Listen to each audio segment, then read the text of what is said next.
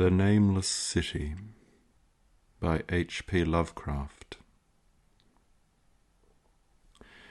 When I drew nigh the nameless city, I knew it was accursed. I was travelling in a parched and terrible valley under the moon, and afar I saw it protruding uncannily above the sands, as parts of a corpse may protrude from an ill-made grave.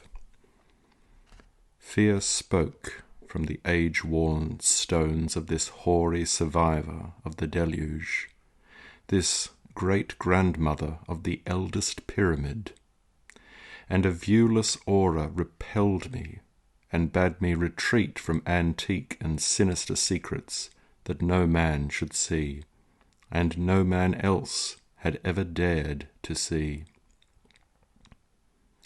Remote in the desert of Araby lies the nameless city, crumbling and inarticulate, its low walls nearly hidden by the sands of uncounted ages. It must have been thus before the first stones of Memphis were laid, and while the bricks of Babylon were yet unbaked. There is no legend so old as to give it a name, or to recall that it was ever alive, but it is told of in whispers around campfires, and muttered about by grandams in the tents of sheiks, so that all the tribes shun it without wholly knowing why. It was of this place that Abdul al-Hazred, the mad poet, dreamed on the night before he sang his unexplainable couplet: "That is not dead, which can eternal lie, and with strange aeons even death may die." I should have known that the Arabs had good reason for shunning the nameless city, the city told of in strange tales, but seen by no living man. Yet I defied them, and went into the untrodden waste with my camel. I alone have seen it, and that is why no other face bears such hideous lines of fear as mine, why no other man shivers so horribly when the night wind rattles the windows. When I came upon it in the ghastly stillness of unending sleep, it looked at me, chilly from the rays of a cold moon amidst the desert's heat. And as I returned its look, I forgot my triumph at finding it, and stopped still with my camel to wait for the dawn. For hours I waited, till the east grew grey and the stars faded, and the grey turned to roseate light edged with gold. I heard a moaning, and saw a storm of sand stirring among the antique stones, though the sky was clear and the vast reaches of desert still. Then suddenly above the desert's far rim came the blazing edge of the sun, seen through the tiny sandstorm which was passing away, and in my fevered state I fancied that from some remote depth there came a crash of musical metal to hail the fiery disk as Memnon hails it from the banks of the Nile. My ears rang, and my imagination seethed as I led my camel slowly across the sand to that unvocal place, that place which I alone of living men had seen. In and out amongst the shapeless foundations of houses and places I wandered, finding never a carving or inscription to tell of these men, if men they were who built this city and dwelt therein so long ago. The antiquity of the spot was unwholesome, and I longed to encounter some sign or device to prove that the city was indeed fashioned by mankind. There were certain proportions and dimensions in the ruins which I did not like. I had with me many tools and dug much within the walls of the obliterated edifices, but progress was slow, and nothing significant was revealed. When night and the moon returned, I felt a chill wind, which brought new fear, so that I did not dare to remain in the city. And as I went outside the antique walls to sleep, a small, sighing sandstorm gathered behind me, blowing over the grey stones, though the moon was bright and most of the desert still. I awaked just at dawn from a pageant of horrible dreams, my ears ringing as if from some metallic peal. I saw the sun peering redly through the last gusts of a little sandstorm that hovered over the nameless city and marked the quietness of the rest of the landscape. Once more I ventured within those brooding ruins that swelled beneath the sand like an ogre under a coverlet, and again dug vainly for relics of the forgotten race. At noon I rested, and the afternoon I spent much time tracing the walls and bygone streets, and the outlines of the nearly vanished buildings. I saw that the city had been mighty indeed, and wondered at the sources of its greatness. To myself I pictured all the splendours of an age so distant that Chaldea could not recall it, and thought of Sarnath the Doomed that stood in the land of Manar when mankind was young, and of Ib that was carven of grey stone before mankind existed. All at once I came upon a place where the bedrock rose stark through the sand and formed a low cliff, and here I saw with joy what seemed to promise further traces of the antediluvian people. Hewn rudely on the face of the cliff were the unmistakable facades of several small squat rock houses or temples, whose interiors might preserve many secrets of ages too remote for calculations, though sandstorms had long since effaced any carvings which may have been outside. Very low and sand-choked were all the dark apertures near me, but I cleared one with my spade and crawled through it, carrying a torch to reveal whatever mysteries it might hold.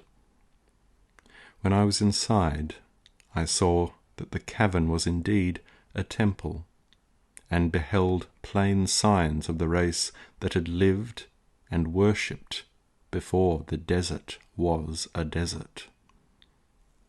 Primitive altars, pillars, and niches, all curiously low, were not absent, and though I saw no sculptures or frescoes, there were many singular stones clearly shaped into symbols by artificial means. The lowness of the chiselled chamber was very strange, for I could hardly kneel upright, but the area was so great that my torch showed only part of it at a time.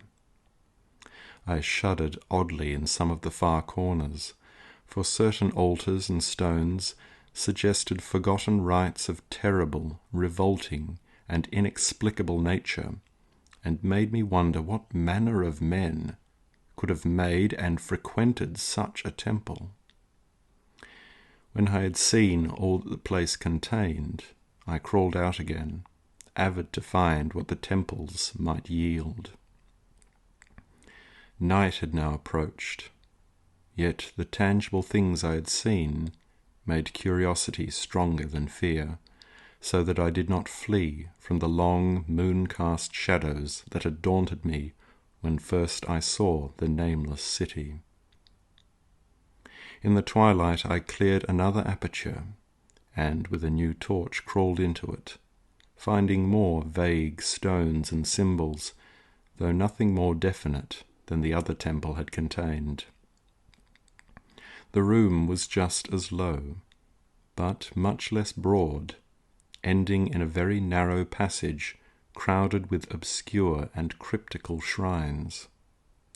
About these shrines I was prying when the noise of a wind and my camel outside broke through the stillness and drew me forth to see what could have frightened the beast. The moon was gleaming vividly over the primitive ruins, lighting a dense cloud of sand that seemed blown by a strong but decreasing wind from some point along the cliff ahead of me. I knew it was this chilly, sandy wind which had disturbed the camel, and was about to lead him to a place of better shelter, when I chanced to glance up and saw that there was no wind atop the cliff. This astonished me, and made me fearful again, but I immediately recalled the sudden local winds that I had seen and heard before at sunrise and sunset, and judged it was a normal thing. I decided it came from some rock fissure leading to a cave, and watched the troubled sand to trace it to its source, soon perceiving that it came from the black orifice of a temple a long distance south of me, almost out of sight. Against the choking sand cloud I plodded toward this temple, which as I neared it loomed larger than the rest, and showed a doorway far less clogged with caked sand. I would have entered, had not the terrific force of the icy wind almost quenched my torch. It poured madly out of the dark door, sighing uncannily as it ruffled the sand and spread among the weird ruins. Soon it grew fainter, and the sand grew more and more still, till finally all was at rest again, but a presence seemed stalking among the spectral stones of the city, and when I glanced at the moon, it seemed to quiver, as though mirrored in unquiet waters. I was more afraid than I could explain, but not enough to dull my thirst for wonder. So as soon as the wind was quite gone, I crossed into the dark chamber from which it had come. This temple, as I had fancied from the outside, was larger than either of those I had visited before, and was presumably a natural cavern, since it bore winds from some region beyond. Here I could stand quite upright, but saw that the stones and altars were as low as those other temples. On the walls and roof I beheld for the first time some traces of the pictorial art of the ancient race, curious curling streaks of paint that had almost faded or crumbled away. And on two of the altars I saw with rising excitement a maze of well-fashioned curvilinear carvings. As I held my torch aloft, it seemed to me that the shape of the roof was too regular to be natural, and I wondered what the prehistoric cutters of stone had first worked upon. Their engineering skill must have been vast. Then a brighter flare of the fantastic flame showed that for which I had been seeking, the opening to those remoter abysses whence the sudden wind had blown, and I grew faint when I saw that it was a small and plainly artificial door chiselled in the solid rock. I thrust my torch within, beholding a black tunnel, with the roof arching low over a rough flight of very small, numerous, and steeply descending steps. I shall always see those steps in my dreams, for I came to learn what they meant. At the time I hardly knew whether to call them steps or mere footholds in a precipitous descent. My mind was whirling with mad thoughts, and the words and warnings of Arab prophets seemed to float across the desert from the lands that men know to the nameless city that men dare not know. Yet I hesitated only for a moment before advancing through the portal and commencing to climb cautiously down the steep passage, feet first, as though on a ladder. It is only in the terrible phantasms of drugs or delirium that any other man can have such a descent as mine.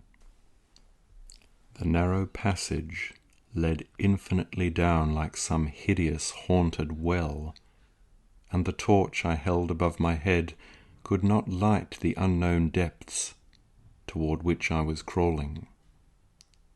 I lost track of the hours and forgot to consult my watch, though I was frightened when I thought of the distance I must be traversing.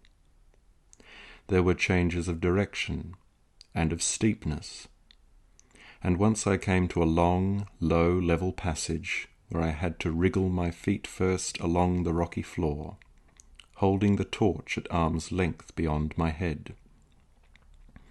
The place was not high enough for kneeling. After that were more of the steep steps, and I was still scrambling down interminably when my failing torch died out. I do not think I noticed it at the time, for when I did notice it, I was still holding it above me as if it were ablaze. I was quite unbalanced with that instinct for the strange and the unknown which had made me a wanderer upon earth and a haunter of far ancient and forbidden places. In the darkness there flashed before my mind fragments of my cherished treasury of demoniac lore, sentences from Alhazred the mad Arab, paragraphs from the apocryphal nightmares of Damascus, and infamous lines from the delirious Images du Monde of Gautier de Metz. I repeated queer extracts and muttered of Afrasiab and the demons that floated with him down the Oxus, later chanting over and over again a phrase from one of Lord Dunsany's tales, the unreverberate blackness of the abyss. Once, when the descent grew amazingly steep, I recited something in sing-song from Thomas Moore until I feared to recite more. A reservoir of darkness black as witches' cauldrons are when filled with moon drugs in the eclipse distilled. Leaning to look, if foot might pass, down through that chasm I saw beneath, as far as vision could explore, the jetty sides as smooth as glass, looking as if just varnished o'er, with that dark pitch the seat of death throws out upon its slimy shore. Time had quite ceased to exist when my feet again felt a level floor, and I found myself in a place slightly higher than the rooms in the two smaller temples, now so incalculably far above my head. I could not quite stand, but could kneel upright, and in the dark I shuffled and crept hither and thither at random. I soon knew that I was in a narrow passage whose walls were lined with cases of wood having glass fronts. As in that Paleozoic and abysmal place I felt of such things as polished wood and glass, I shuddered at the possible implications. The cases were apparently ranged along each side of the passage at regular intervals, and were oblong and horizontal, hideously like coffins in shape and size. When I tried to move 2 or 3 for further examination, I found that they were firmly fastened. I saw that the passage was a long one, so floundered ahead rapidly in a creeping run that would have seemed horrible had any eye watched me in the blackness, crossing from side to side occasionally to feel of my surroundings and be sure the walls and rows of cases still stretched on. Man is so used to thinking visually that I almost forgot the darkness and pictured the endless corridor of wood and glass in its low-studded monotony as though I saw it. And then, in a moment of indescribable emotion, I did see it. Just when my fancy merged into real sight, I cannot tell, but there came a gradual glow ahead, and all at once I knew that I saw the dim outlines of the corridor and the cases, revealed by some unknown subterranean phosphorescence. For a little while, all was exactly as I had imagined it, since the glow was very faint. But as I mechanically kept stumbling ahead into the stronger light, I realized that my fancy had been but feeble. This hall was no relic of crudity like the temples in the city above, but a monument of the most magnificent and exotic art. Rich, vivid, and daringly fantastic designs and pictures formed a continuous scheme of mural painting whose lines and colours were beyond description. The cases were of a strange golden wood, with fronts of exquisite glass, and containing the mummified forms of creatures outreaching in grotesqueness the most chaotic dreams of man. To convey any idea of these monstrosities is impossible. They were of the reptile kind, with body lines suggesting sometimes the crocodile, sometimes the seal, but more often nothing of which either the naturalist or the paleontologist ever heard. In size they approximated a small man, and their forelegs bore delicate and evident feet curiously like human hands and fingers. But strangest of all were their heads, which presented a contour violating all known biological principles. To nothing can such things be well compared. In one flash I thought of comparisons as varied as the cat, the bulldog, the mythic satyr, and the human being. Not Jove himself had had so colossal and protuberant a forehead. Yet the horns, and the noselessness, and the alligator-like jaw placed the things outside all established categories. I debated for a time the reality of the mummies, half suspecting they were artificial idols, but soon decided they were indeed some Paleologian species which had lived when the Nameless city was alive. To crown their grotesqueness, most of them were gorgeously enrobed in the costliest of fabrics, and lavishly laden with ornaments of gold, jewels, and unknown shining metals. The importance of these crawling creatures must have been vast, for they held first place among the wild designs on the frescoed walls and ceiling.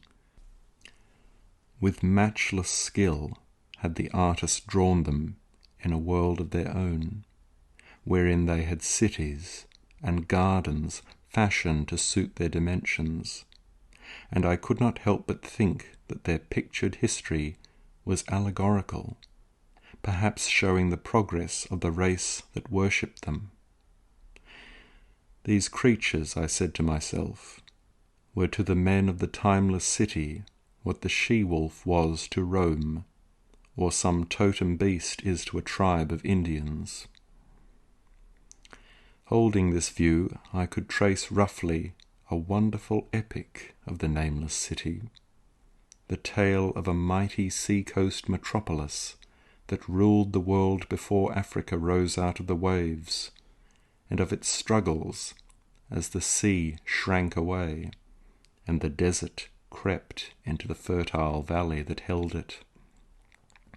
I saw its wars and triumphs, its troubles and defeats, and afterward its terrible fight against the desert, when thousands of its people, here represented in allegory by the grotesque reptiles, were driven to chisel their way down through the rocks in some marvellous manner to another world whereof their prophet had told them. It was all vividly weird and realistic, and its connection with the awesome descent I had made was unmistakable. I even recognized the passages. As I crept along the corridor toward the brighter light, I saw later stages of the painted epic, the leave-taking of the race that had dwelt in the Nameless City and the valley around for 10 million years, the race whose souls shrank from quitting scenes their bodies had known so long, where they had settled as nomads in the earth's youth, hewing in the virgin rock those primal shrines at which they had never ceased to worship.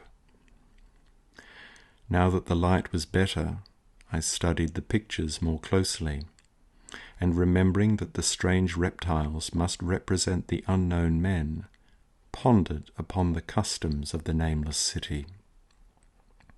Many things were peculiar and inexplicable. The civilization, which included a written alphabet, had seemingly risen to a higher order than those immeasurably later civilizations of Egypt and Chaldea. Yet there were curious omissions. I could, for example, find no pictures to represent deaths or funeral customs, save such as were related to wars, violence, and plagues, and I wondered at the reticence shown concerning natural death. It was as though an ideal of immortality had been fostered as a cheering illusion. Still nearer the end of the passage were painted scenes of the utmost picturesqueness and extravagance, contrasted views of the Nameless City in its desertion and growing ruin, and of the strange new realm of paradise to which the race had hewed its way through the stone. In these views the city and the desert valley were shown always by moonlight, golden nimbus hovering over the fallen walls and half revealing the splendid perfection of former times, shown spectrally and elusively by the artist. The paradisal scenes were almost too extravagant to be believed, portraying a hidden world of eternal day, filled with glorious cities and ethereal hills and valleys. At the very last, I thought I saw signs of an artistic anticlimax. The paintings were less skillful and much more bizarre than even the wildest of the earlier scenes. They seemed to record a slow decadence of the ancient stock, coupled with growing ferocity toward the outside world from which it was driven by the desert. The forms of the people, always represented by the sacred reptiles, appeared to be gradually wasting away, though their spirit, as shown hovering above the ruins by moonlight, gained in proportion. Emaciated priests, displayed as reptiles in ornate robes, cursed the upper air and all who breathed it. And one terrible final scene showed a primitive-looking man, perhaps a pioneer of ancient Iram, the city of pillars, torn to pieces by members of the elder race. I remember how the Arabs fear the Nameless city, and was glad that beyond this place the grey walls and ceiling were bare. As I viewed the pageant of mural history, I had approached very closely the end of the low-ceilinged hall, and was aware of a gate through which came all of the illuminating phosphorescence. Creeping up to it, I cried aloud in transcendent amazement at what lay beyond, for instead of other and brighter chambers, there was only an illimitable void of uniform radiance, such as one might fancy when gazing down from the peak of Mount Everest upon a sea of sunlit mist. Behind me was a passage so cramped that I could not stand upright in it. Before me was an infinity of subterranean effulgence. Reaching down from the passage into the abyss was the head of a steep flight of steps, small, numerous steps, like those of black passages I had traversed, but after a few feet the glowing vapours concealed everything. Swung back open against the left-hand wall of the passage was a massive door of brass, incredibly thick and decorated with fantastic bas-reliefs, which could, if closed, shut the whole inner world of light away from the vaults and passages of rock. I looked at the steps, and for the nonce dared not to try them. I touched the open brass door, and could not move it. Then I sank prone to the stone floor, my mind aflame with prodigious reflections which not even a death-like exhaustion could banish. As I lay still with closed eyes, free to ponder, many things I had lightly noted in the frescoes came back to me with new and terrible significance. Scenes representing the Nameless city in its heyday, the vegetation of the valley around it, and the distant lands with which its merchants traded. The allegory of the crawling creatures puzzled me by its universal prominence, and I wondered that it would be so closely followed in a pictured history of such importance. In the frescoes, the Nameless city had been shown in proportions fitted to the reptiles. I wondered what its real proportions and magnificence had been, and reflected a moment on certain oddities I had noticed in the ruins. I thought curiously of the lowness of the primal temples, and of the underground corridor, which were doubtless hewn thus out of deference to the reptile deities there honoured, though it perforce reduced the worshippers to crawling. Perhaps the very rites here involved a crawling in imitation of the creatures. No religious theory, however, could easily explain why the level passages in that awesome descent should be as low as the temples, or lower, since one could not even kneel in it.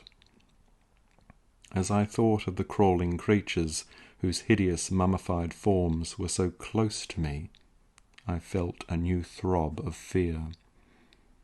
Mental associations are curious, and I shrank from the idea that except for the poor primitive man torn to pieces in the last painting, mine was the only human form amidst the many relics and symbols of primordial life.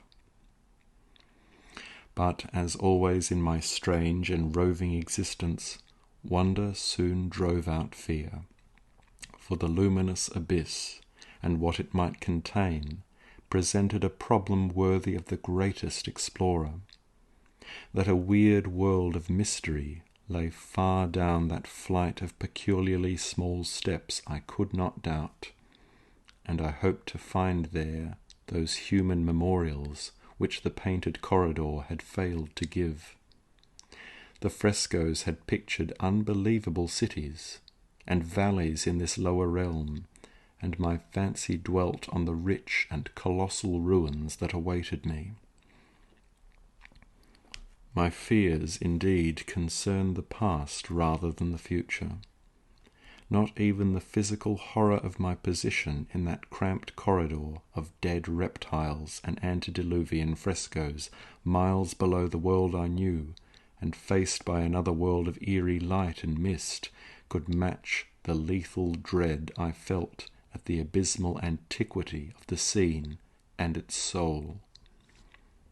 An ancientness so vast that measurement is feeble seemed to leer down from the primal stones and rock-hewn temples of the nameless city, while the very latest of the astounding maps in the frescoes showed oceans and continents that man has forgotten, with only here and there some vaguely familiar outline of what could have happened in the geological ages since the paintings ceased, and the death-hating race resentfully succumbed to decay. No man might say. Life had once teemed in these caverns, and in the luminous realm beyond. Now I was alone with vivid relics, and I trembled to think of the countless ages through which these relics had kept a silent, deserted vigil. Suddenly there came another burst of that acute fear which had intermittently seized me ever since I first saw the terrible valley and the nameless city under a cold moon, and despite my exhaustion, I found myself starting frantically to a sitting posture and gazing back along the black corridor toward the tunnels that rose to the outer world. My sensations were like those which had made me shun the nameless city at night, and were as inexplicable as they were poignant. In another moment, however, I received a still greater shock in the form of a definite sound, the first which had broken the utter silence of these tomb-like depths. It was a deep, low moaning, as of a distant throng of condemned spirits, and came from the direction in which I was staring. Its volume rapidly grew, till it soon reverberated frightfully through the low passage, and at the same time I became conscious of an increasing draught of cold air, likewise flowing from the tunnels and the city above. The touch of this air seemed to restore my balance, for I instantly recalled the sudden gusts which had risen around the mouth of the abyss each sunset and sunrise, one of which had indeed revealed the hidden tunnels to me. I looked at my watch and saw that sunrise was near, so I braced myself to resist the gale that was sweeping down to its cavern home as it had swept forth at evening. My fear again waned low, since a natural phenomenon tends to dispel broodings over the unknown. More and more madly poured the shrieking, moaning night wind into the gulf of the inner earth. I dropped prone again, and clutched vainly at the floor for fear of being swept bodily through the open gate to the phosphorescent abyss. Such fury I had not expected, and as I grew aware of an actual slipping of my form toward the abyss, I was beset by 1,000 new terrors of apprehension and imagination. The malignancy of the blast awakened incredible fancies. Once more I compared myself shudderingly to the only human image in that frightful corridor, the man who was torn to pieces by the nameless race, for in the fiendish clawing of the swirling currents there seemed to abide a vindictive rage, all the stronger because it was largely impotent. I think I screamed frantically near the last. I was almost mad. But if I did so, my cries were lost in the hell-born babble of the howling wind-wraiths. I tried to crawl against the murderous invisible torrent, but I could not even hold my own as I was pushed slowly and inexorably toward the unknown world. Finally, reason must have wholly snapped, for I fell to babbling over and over that unexplainable couplet of the mad Arab Alhazred who dreamed of the nameless city. That is not dead which can eternal lie, and with strange aeons even death may die. Only the grim, brooding desert gods know what really took place, what indescribable struggles and scrambles in the dark I endured, or what Abaddon guided me back to life, where I must always remember and shiver in the night wind till oblivion, or worse, claims me. Monstrous, unnatural, colossal was the thing, too far beyond all the ideas of man to be believed, except in the silent, damnable small hours of the morning when one cannot sleep.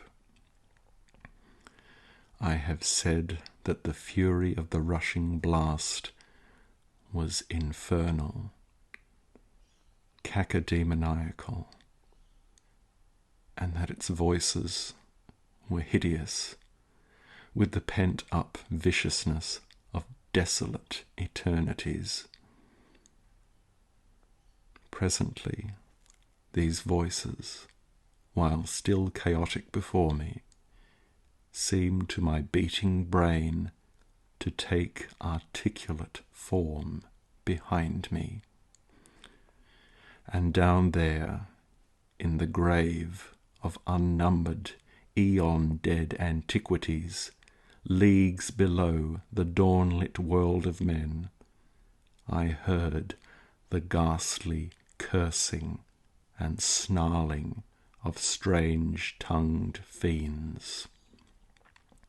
Turning, I saw outlined against the luminous ether of the abyss that could not be seen against the dusk of the corridor, a nightmare horde of rushing devils, hate-distorted, grotesquely panoplied, half-transparent devils of a race no man might mistake, the crawling reptiles of the nameless city.